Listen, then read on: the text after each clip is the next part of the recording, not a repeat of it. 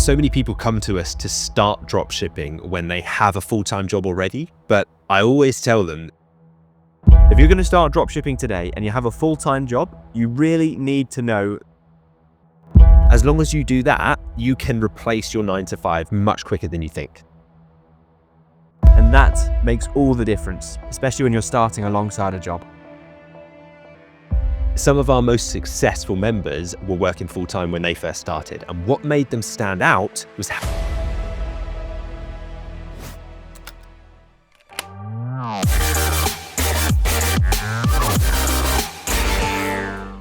Welcome to the Dropship Unlocked podcast. I'm Lewis Smith, the founder of Dropship Unlocked, and with me is our client success coach, James Eardley. Now, when we're not recording podcast episodes or running our own e-commerce businesses, you'll find us helping aspiring entrepreneurs launch their own high-ticket dropshipping stores. So if you're ready to build your own 6 or even 7-figure online business, then head over to dropshipunlocked.com/start. Now, sit back, relax, and let's unlock your potential with the Dropship Unlocked podcast. If you're currently working a full-time job, but you're dreaming of building something for yourself, something that gives you more freedom, more flexibility, and more control, then this episode is for you.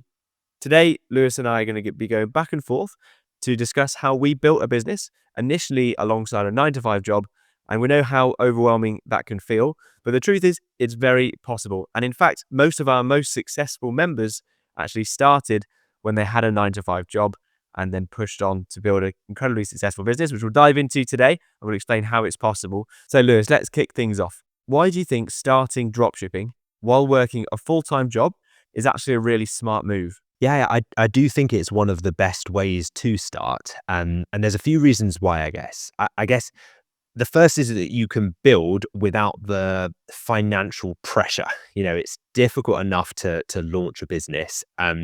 But when your job covers your bills, you can start to grow at a steady pace without that desperation or fear that like it has to work immediately, your back's against the wall. Now, some people operate well under those circumstances.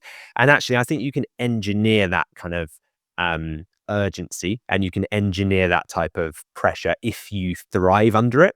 But it's nice to have a safety net of a income, even if it's a job that you hate and you can't wait to get out of. It's nice to just at least have that there to make sure that you can make better decisions. Because I think that's what it comes down to. You do make better decisions when the pressure is not entirely on this new business to succeed straight away and be profitable out the gate from day one.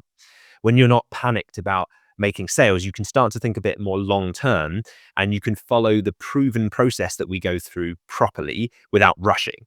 You want to build solid foundations, and sometimes they take a few weeks or a few months to really get right. I know many of our top members inside Dropship Unlocked did exactly this. They built their businesses alongside their day jobs. They used their evenings, their mornings, their weekends to build step by step, brick by brick in the business. And they just then eventually scaled their way out of employment. Yeah, and I can attest to that. I'm one of those case studies that joined the Dropship Unlocked Masterclass alongside a 9-to-5 job initially. And it was exactly that, Lewis. Because I had the income coming in regularly every month, I didn't have that desperation.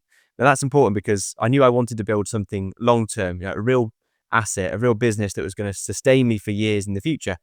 And to do that, you've got to view it very differently from something that's just a quick cash grab for a couple of weeks or so, or a few months. You have to really put foundations in that can get you to grow a business to the scale that I would be happy with to reach the goals that I had. And so I needed to spend time to build the business properly.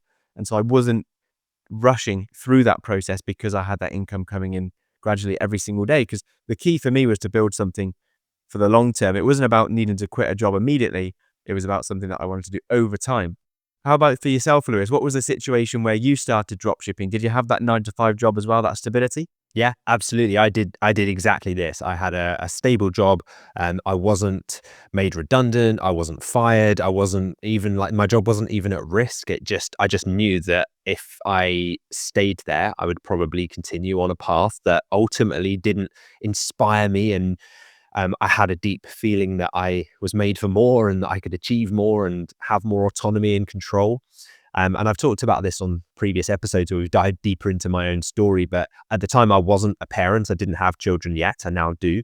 And back then, I saw myself in the future as like, what kind of dad do I want to be? What kind of parent do I want to be to my children?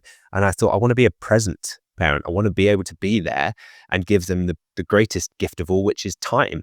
And that that experience that I could share with them in growing up. I wanted to be able to, I guess, do the things that I do now. Like I just dropped my son off at school, and whatever it is, 9 o'clock in the morning, and the ability to do that and not have to justify that to a boss and not have to ask if I can start the job a little bit later on that day. Like those are really important things for me back then. So I'm grateful to myself that I had the foresight into what my future self would want, because now I've got to that point and I'm happy that I made that decision. But yeah, to start with, I think if I'd have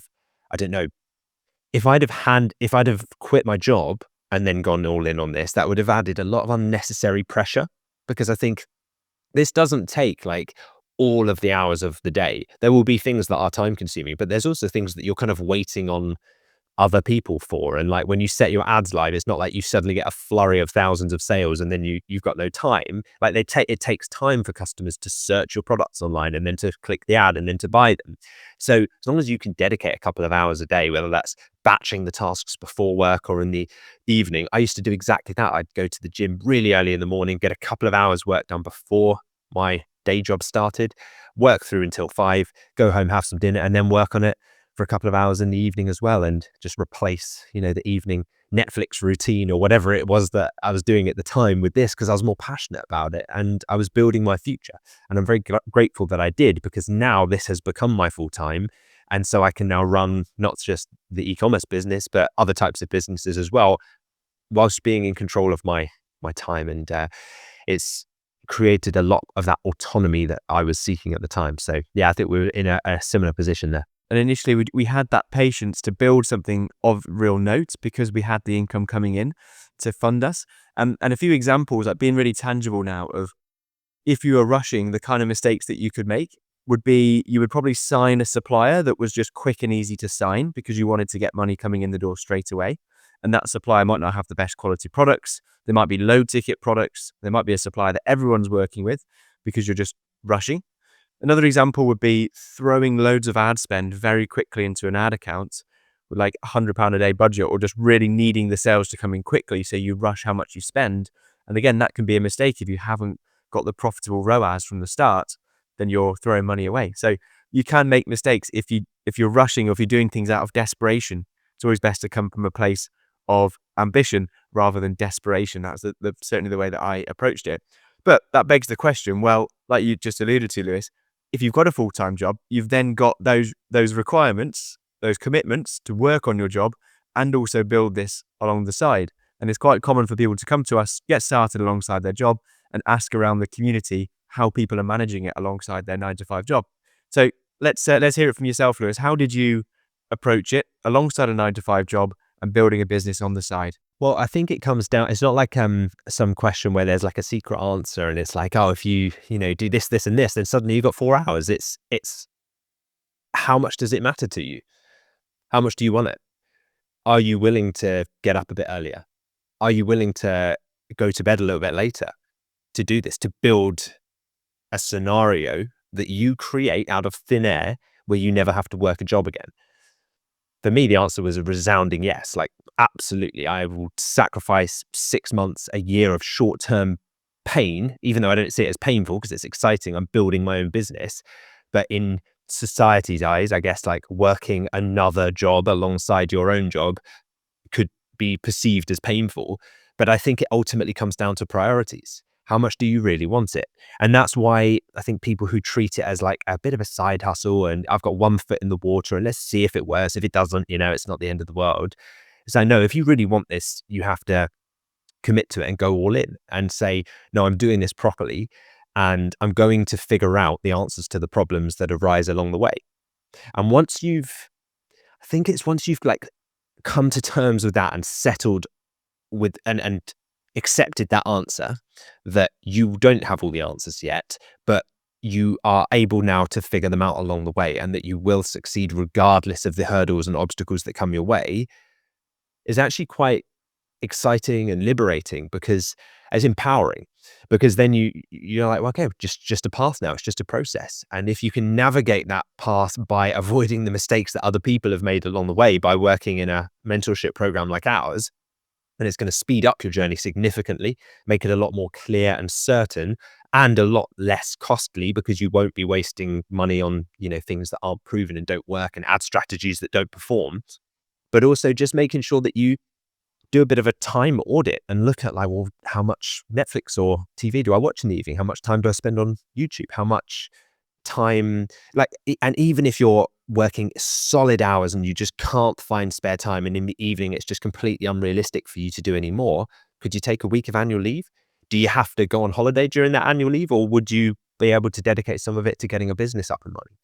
It might force your hand actually to outsource things a little bit sooner as well than maybe you would otherwise if you're in such a busy job, because you don't have the time. So therefore you might say, well, actually the only way of me multiplying my time output here is bringing in someone else that can do it. And you bring in a virtual assistant who can help upload product, answer customer phone calls, fulfill your orders. And suddenly you've now, with a fraction of your current monthly salary from your day job, you've employed someone to basically multiply your time and be doing the things to get you to the point where you're making sales and can replace your income. So I think, yeah, all of that to say, it comes down to the question, how much do you really want this? Because if you really want it, you'll make time. Because time is something that we can create and make time for. Yeah, and that's why it's so crucial at the start of the program, Lewis. You really drill down into the destination that people are really doing this for and the reason why, so that when time's tough, when you've got short on time and you finish a day at work, you reconnect to what's really important. So you think, okay, yeah, it is worth half an hour of my time now rather than sitting on the sofa, because that's going to give me half an hour closer to my dream life. And half an hour can make a huge difference. When you're following the next step in the program and you're doing that next action that takes you along the proven path to success, just short time like that, half an hour here, an hour there, 2 hours there, makes a huge difference to your progress. And something that was key to me was momentum. So even just doing an hour before work, or one task that took half an hour before I started work, I noticed if I did that every day, even if it's just a short amount, that got me so much closer to my goal, because every day I was excited to do the next action, versus making an insurmountable amount of work for myself to do on the weekend, like a 6-7 hour shift of work was a lot more intimidating. So I'd rather just break that up into one action per day. And that gave me the momentum to really start building. So on that topic there, Lewis, and momentum, I think it's something we see a lot in the program. The most successful members, they have a lot of momentum. They keep revisiting day to day. Did momentum play a part in your journey as building your business? Yeah, definitely. It's vital that you keep that momentum up and you make sure that you kind of bounce from one win and springboard onto the next. So like whatever that micro win is, even if it's like, I've just set up a homepage that I'm proud of on Shopify, and you're like, great, amazing, on to the next one. I'm doing my collection page now. I'm doing my products page. I've got a logo that I'm proud of. Okay, amazing. Let's move on to contacting suppliers. And like, there's a very sequential order of these steps, which we lay out in the program, but just really making sure that you take time to celebrate those wins, pat yourself on the back and be like, I did it. I did that one thing today that I'm proud of and moved the needle forward. And eventually that becomes like, I made 3 sales today, and you look down at your phone under your desk at work and you think, I just made more in profit today than I would have done in 3 days working in this job. And over time, that pendulum starts to swing towards, actually, maybe I can do this full time. And you start to, the scales shift and you realize, like, is this an efficient use of my time anymore? Or like doing this job where I'm trading my time for money? Or is my identity just too tied into this part of my life because that's what I've always done, and that's kind of what all my friends and colleagues do? And sometimes you've got to be the odd one out and have the guts to be able to say, I think it's time now that I really dedicate to this. Because if I can create this kind of income as a side venture, I don't say side hustle because I treat this as like a real business, but I've done it on the side of working a job. Imagine what I could do if I did it full time. And it's that headspace that it gives you when you eventually do go full time that I think no one can prepare you for. Because as soon as you wake up on that Monday morning and you're like, wow, I'm looking at a completely empty white space calendar, It's exciting because you think, well, now I can do whatever I want all week, whether that's stuff that you want to do outside of working and social activities and stuff, or if it's just like, no, I really want to focus all my time and effort on scaling this business up, building it to the point where it's fully automated, where I'm free of it completely. It takes up none of my time. And I've got this amazing income generating machine that I've built. Super exciting time. I remember that first Monday morning when I woke up and realized all of the time that I put into working today was going to be towards my own future benefit, because I had no longer put in all that time. I already had a work ethic. I was just putting that work ethic previously towards a job that was not really benefiting me in the long term. Now I could put all of that work ethic into my own business, and I knew everything I did from that moment on was going to grow my business. And it really shot on when I left my job. But there's a few questions about when is the right time to leave your job. So I'm not sure when it was for you, Lewis, but I'll say what it was for me. For me, it was when I had 3 months consistent income that matched or beat my salary from my job, from my dropshipping e-commerce business. That gave me the confidence to hand in my notice that month at work to go in full time.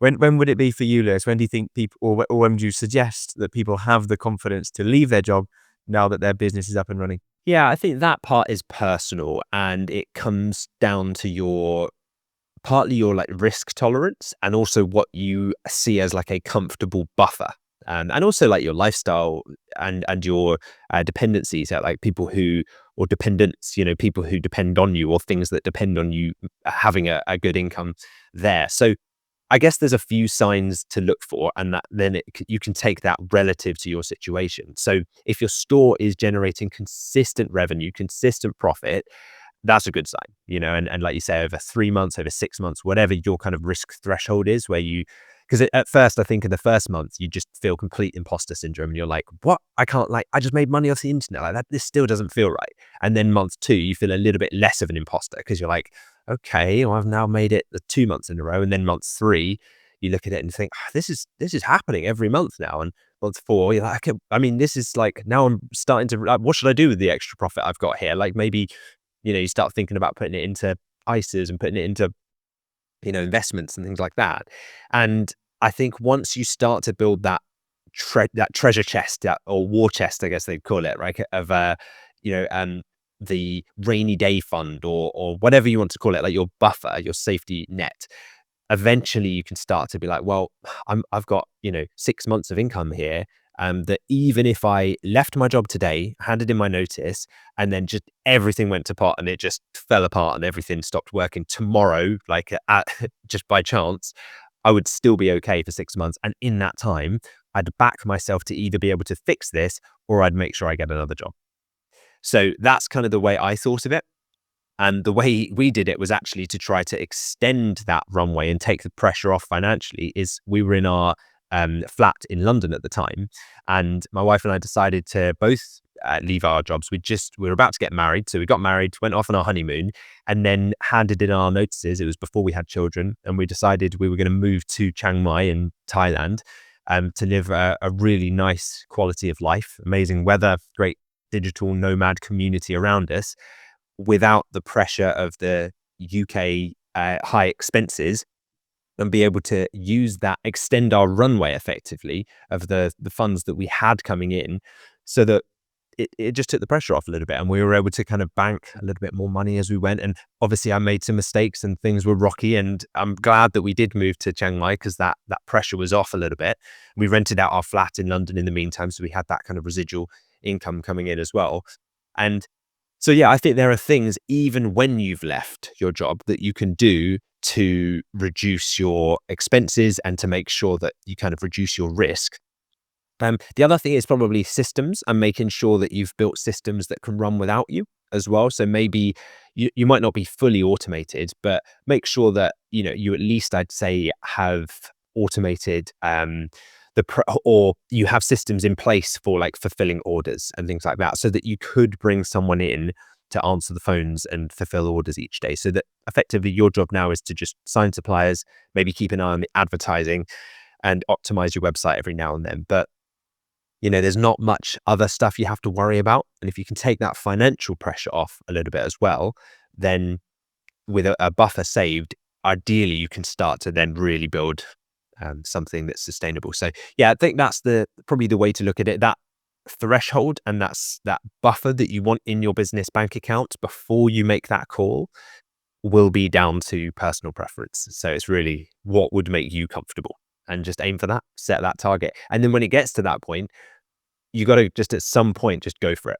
It will feel like the time will never feel right. And I felt very weird handing in my notice at a job that was very stable. I'd been there for nearly 10 years, and I'm handing back the keys to the company car and the medical insurance. I'm basically giving that away, and like all of these perks that they give you in kind of the golden handcuffs of the corporate world to make you feel very secure and very safe and very looked after.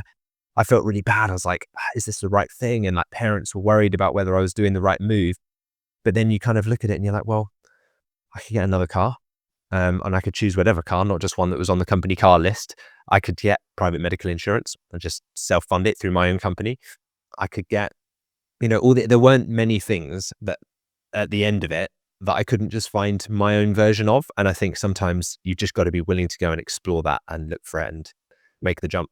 At some point, you have to make the jump, and it's reconnecting to why you started in the first place. Even if it feels difficult to hand over the reins of all that safety blanket that we've been given by the corporate world, there is a point at which you realize that the upsides of the corporate world just don't equate to the upsides of leaving and having complete autonomy to travel like you did, Lewis, or build other projects or scale your business further. I found that a lot more exciting than I did staying in my 9-to-5 career for the long term. But yeah, it's a personal choice at that point. But I think if you've started alongside your job, you've then got the option. Some people like to carry on their job while they have a business on the side, but others, like myself, wanted to make it my main thing and change my lifestyle completely. So I've been able to travel around the world for the last 12 months, back in the UK now. But if you watch these podcasts frequently on YouTube, it's almost like guess the background every time I jump on these podcasts, because they tend to be different every other week as I travel to different countries. So that's perhaps a game we'll play for the next one. Okay, so with that said, Lewis, any final thoughts? Somebody that wants to get started, but has got a full-time job and wants to know what's the best way to start alongside that job. Yeah, don't trick yourself or limit yourself into thinking that you need 8 hours a day to do this. You just need consistency. If you have a proven plan and you've got belief that you are building something that can change your life, and you've got that level of excitement and that spark is there, you will find the time. If it's important enough for you and your priorities are set where this is a priority for you, you will find the time. So trust yourself for that. And if you want that plan laid out for you step by step, along with expert support and a community of people doing it right alongside you, head over to dropshipunlocked.com/start. Are you enjoying the podcast? We'd love to hear from you. Leave a comment or a review and we might feature it in an upcoming episode. And for detailed show notes and resources, visit dropshipunlocked.com/podcast. If you found value in any episode of this podcast, please could you take just 10 seconds to leave us a quick 5-star review on your favorite podcast app? It helps us more than you can imagine. And who knows, you might just hear your comments read out on the show. Thanks for being a part of our community. Your support helps us keep delivering new episodes to you every week. Now it's that part of the episode where we're going to answer a question that we've received from a listener. So if you've had any questions come to mind while you've been listening or watching the episode today, then all you need to do is comment beneath the YouTube video version of this episode. Let us know what you thought and ask your question in there, and it might be featured on an upcoming episode. Now, that is exactly what Freddie V4Z2N has done with their YouTube handle. So I'll ask you Freddie's question now. So he said, "Hey Lewis, do you create a company for each store that you have, or do you just put all stores under one company?" Yeah, it's a great question, Freddie. And it kind of depends on your intentions with the business. So if you were thinking, I want to build this business and I want to sell it and then sell the limited company in 6 months to a year, then it might be neater to do everything as an individual limited company, and then you can literally transfer ownership of that limited company later on if you wanted to sell it. It doesn't have to be done that way. You can sell a store without selling the entire limited company, but it keeps the finances a little bit neater if everything's just fully separate. However, a lot of people will just do it under one limited company, even if they were going to sell the business. Because you don't need separate companies to have 2 different trading names. As long as you're still in like e-commerce, it's going to be roughly the same SIC code, unless you're selling like dramatically different products. It's going to be like you're selling products through online retail, which will be the same SIC company code on Companies House, which just kind of states what that company does. So yeah, you can run multiple stores under one company. That's why you'll see certain companies where it's like the limited company name trading as the brand name, or T/A, they put it as sometimes. So you can treat each store as a separate project, but you can have them as like separate items, I guess, and separate columns within a set of company accounts, so that you can kind of easily track the profit and loss, and yeah, have your accountant keep clear records. You might want to have separate business bank accounts, even though you can have the same business bank, if that makes sense. So you're banking with the same bank, but you might want to separate the two accounts so that sales for one store go into one account and sales for the other store go into the other account, because then you can have your ad spend from each store pay for those individual ad accounts as well, to make sure that all the revenue and ad spend and profit is kept separate, so you know exactly how well each one is performing. Having one company keeps things fairly simple. At the top level, you haven't got to pay for multiple sets of accounts and things like that, and you just have like one VAT bill, one corporation tax bill to pay, and yeah, your accountants will be very used to doing things like that. It's easy to manage things legally, financially, and will keep costs down for you in terms of working with an accountant. So yeah, there's various reasons why you might want to split it. So do have a chat with an accountant if that's a consideration. But to start with, yeah, I typically would go under one limited company if it's just two separate online stores. Brilliant. Yeah, great question. And love the ambition there as well to get multiple stores up and running. Nothing to stop you doing that as well. Okay, now on to highlighting a review that we've had, because we love to give you a shout out on the podcast if you say something nice. And that's exactly what Swap Meal has done. So Swap Meal, she's left a nice comment under the YouTube video of a previous episode.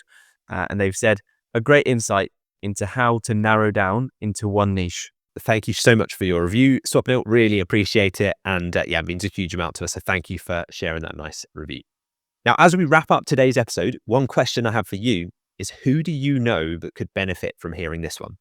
Open up your phone, click share, and maybe on WhatsApp, send them a link to this episode and just say something like, I thought you might enjoy this one. That tiny little gesture could be the thing that changes the direction of that person's life for the better. Thank you for joining us on this episode of the Dropship Unlocked podcast. We hope you are leaving with new insights and inspiration to fuel your entrepreneurial journey. To kickstart your e-commerce business, head over to dropshipunlocked.com/start. It's the perfect place to start and get access to resources that will help you build your business from the ground up. And don't forget to hit that subscribe button for more episodes packed with strategies, tips, and success stories. Plus, if you enjoyed this episode today, a 5-star review would mean the world to us, and you might even get a shout out on the next episode. Thank you for choosing to spend your time with us today. We can't wait to bring you more insights on the next episode of the Dropship Unlocked podcast.